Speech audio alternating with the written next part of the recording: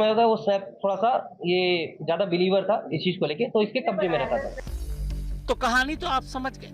अब कहानी की गहराई में जाने के लिए जरूरी है कि अंधविश्वासी प्रेमी साहिल के घर चलते हैं, उसका कमरा देखते हैं। उसके कमरे को देखकर आपको आसानी से समझ आ जाएगा कि एक अंधविश्वासी के दिमाग में क्या चलता है, वो क्या सोचता है, उसके आसपास की चीजें कैसी होती हैं। 10 बाई 10 का ये एक कमरा होगा। इस कमरे के दरवाजे से ही कमरे की कहानी शुरू हो जाती है। कमरे की तरफ कदम बढ़ाते ही पहले कदम पर ही मौजूद इस दरवाजे से आप नजरें चुरा ही नहीं सकते। नमक स्वाद अनुसार, अकड़ औकात अनुसार। तो दरवाजे पर स्वागत इसी लाइन से होता है। अब दरवाजा खुल चुका है। कमरे में दाखिल होते ही सामने दीवार पर भगवान शिव की एक तस्वीर दिखाई देती है। यह तस्वीर भगवान शिव के आदि योगी अवतार की है। तमिलनाडु के कोयम्बटूर में मौजूद आदि योगी वही होते हैं जो योग साधना करते हैं, यानी शांति चाहते हैं। साहिल के कमरे में सोफे पर एक स्केच है। ये स्केच साहिल का है, जिसे उसने खुद बनाया है।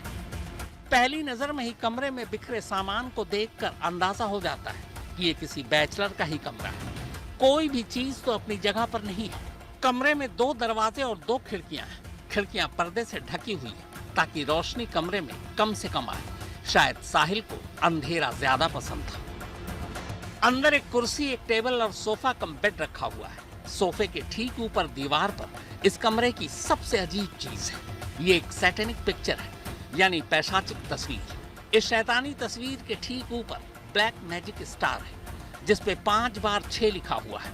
साथ ही कुछ जंजीर है जो नीचे जाकर जुड़ रही है। इस तरह की तस्वीरें अक्सर वही लोग लगाते हैं जो ब्लैक मैजिक यानी काला जादू में विश्वास रखते हैं। आगे दीवार पर 2 हाथ बने हैं। एक के हाथ में सिगरेट है, एक हाथ पर लिखा है पफ पफ पास, यानी सिगरेट पियो और आगे पास कर दो। नीचे टेबल पर एस्ट्रे है जिसमें कई सिगरेट के बट्स पड़े हैं।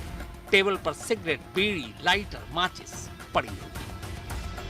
आगे दीवार पर भगवान गणेश की एक छोटी सी आकृति बनी हुई है और साथ में भगवान शिव की एक और तस्वीर है। दीवार पर वहीं आदि योगी, महादेव, ओम नमः शिवाय और बूम शंकर लिखा है। शिव जी की तस्वीर के साथ ही एक पेड़ भी है जिसपे ओम बना है। पेड़ से एक पिंजरा लटका है। कई पक्षी पेड़ पर है और इन सब के ठीक ऊपर साहिल की अपनी माँ के साथ एक तस्वीर टंगी है। दरवाजे के ठीक बगल में एक बोर्ड लगा है जिस पर लिखा है you can't trip with us, यानी आप हमसे उलझ नहीं सकते। यहाँ भी एक शैतानी तस्वीर बनी हुई है। कमरे में चांद से लटकता हुआ एक अजीब से आकार का जानवर भी नजर आ रहा है। साहिल के इस कमरे को देखकर साफ समझ आ रहा है कि वो तंत्र मंत्र जादू टोना में विश्वास रखता था और नशे का भी आदी था। और इसी कमरे का सच बाहर आने के बाद अब मेरठ पुलिस इस पहलू से भी मामले की जांच कर रही है कि सौरभ के कत्ल के पीछे धोखा और फरेब के अलावा जादू टोना का भी तो एंगल नहीं है। सौरभ के कत्ल से जुड़ी कई ऐसी चीजें हैं जो इशारा करती है कि साहिल के अंधविश्वासी होने की वजह से कत्ल भी उसी तरीके से किया गया। जैसे साहिल जब भी मुस्कान से सौरभ को मारने की बात करता तो कभी हत्या या कत्ल शब्द इस्तेमाल नहीं करता, बल्कि वो यही कहता कि उसे सौरभ का वध करना है। साहिल को इससे पहले बोला था